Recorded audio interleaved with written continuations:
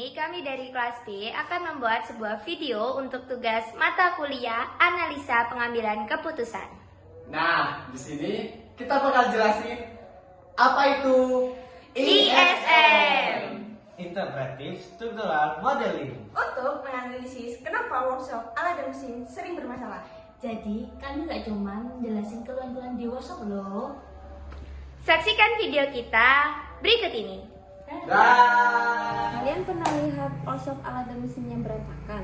Alat yang gak lengkap, kerja lambat, teknisi kewalahan.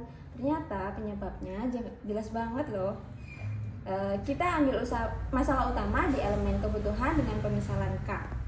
Yang pertama ada K1, yaitu peningkatan kualitas peralatan workshop. Yang kedua ada K2, peningkatan kompetisi teknisi. Yang ketiga ada K3, sistem manajemen perawatan.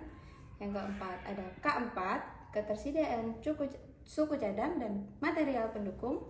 Yang kelima ada K5, tata kelola ruang dan keselamatan kerja atau K3. K6, integrasi workshop dengan kebutuhan produksi. K7, digitalisasi pencatatan pengerjaan dan inventory. Dari elemen kebutuhan di atas, kita ambil elemen kendala untuk metode ISM. Pada elemen kendala, kita misalkan dengan huruf C. Sama dengan yang atas, kita ada 7 elemen kendala. Untuk C1, kita beri keterbatasan anggaran investasi pada peralatan. Kemudian untuk C2, adanya kurang pelatihan teknisi secara berkala. Pada C3, yaitu tidak adanya SOP perawatan mesin. Dan di C4, yaitu pengadaan suku cadang yang lambat. Dan di C5, penataan workshop yang belum memenuhi standar K3. Di C6, kita beri tidak adanya integrasi komunikasi dengan bagian produksi. Terakhir, C7, adanya pencatatan pekerjaan yang masih manual.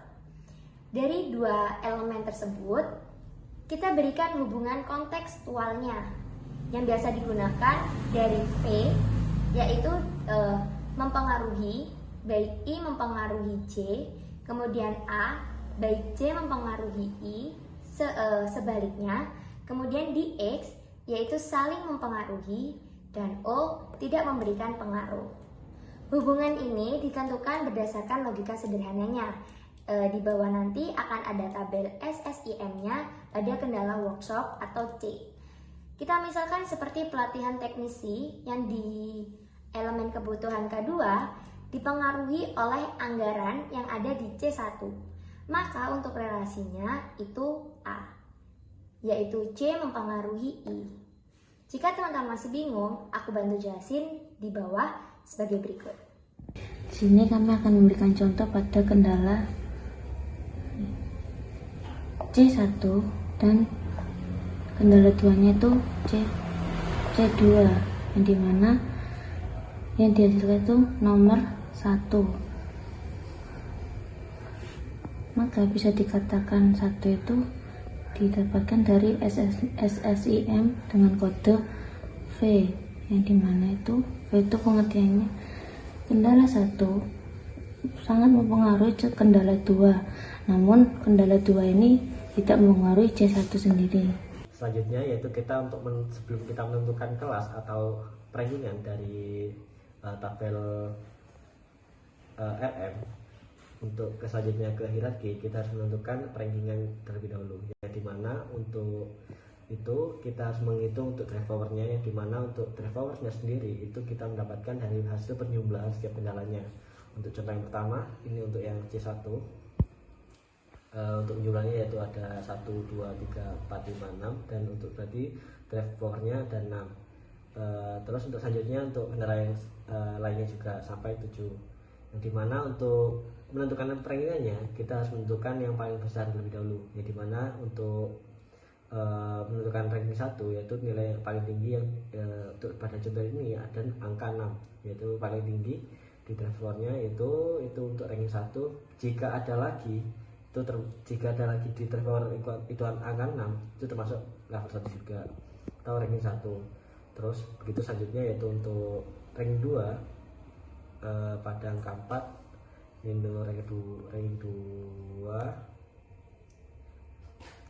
dan begitu selanjutnya untuk penentuan rankingnya. 3 4 5 5.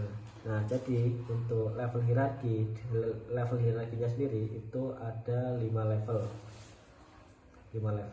Nah, untuk analisis levelingnya yang pertama yaitu level 1 yang paling dipengaruhi yaitu C5, yaitu K3 belum standar, yang dimana untuk keterangan C5 nya sendiri itu terdapat di yang barusan tadi dijelaskan sama Mbak Dinda atau teman-teman yang lain, yaitu penataan workshop yang belum standar K3 itu. Terus selanjutnya yaitu ada C6 yang dimana komunikasi dengan produksi itu sangat lemah. Dan untuk level 2 nya yaitu ada C4 atau penggadaannya itu lambat. Dan untuk level 3 nya ada C2 yang berarti untuk pelatihannya itu kurang. Dan ada juga C7 yang dimana pencatatannya itu masih manual. Untuk level 4 nya yaitu ada C3 atau untuk tidak ada SOP perawatan.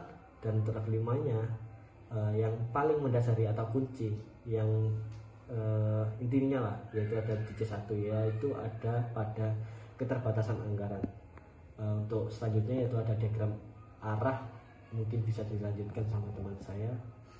Di sini ada diagram arah, yang mana diagram ini menjelaskan permasalahan itu arahnya kemana aja sih, sebab akibatnya.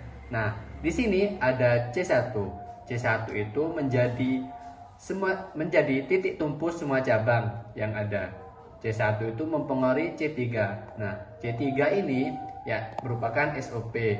Itu dari SOP tersebut mengarah ke C2, C7, C4, C6.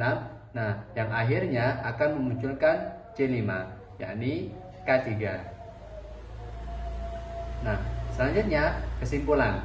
Dari pengembangan ISM, workshop alat dan mesin, kendala yang paling fundamental adalah yang pertama, C1, yang mana C1 ini anggarannya terbatas. Dari kebutuhan pengembangan yang paling prioritas mengacu kepada K1, K2, dan K3.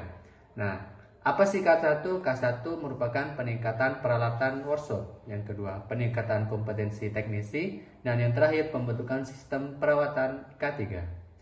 Nah, pendekatan perbaikan yang dapat dilaksanakan ada beberapa contoh berikut. Yang pertama, memperkuat anggaran dasar. Yang kedua bentuk SOP. Yang ketiga, melatih teknisi agar mampu bekerja dengan standar industri. Dan yang keempat, digitalisasi pencatatan agar pengadaan tidak lambat lagi. Nah, yang terakhir, perbaiki data ruang dan integrasi dengan bagian produksi. Nah, dari situ kita dapat menemukan solusi-solusi yang akan dilakukan oleh workshop tersebut. Sekian dari video kami, kurang lebihnya kami mohon maaf. Dah.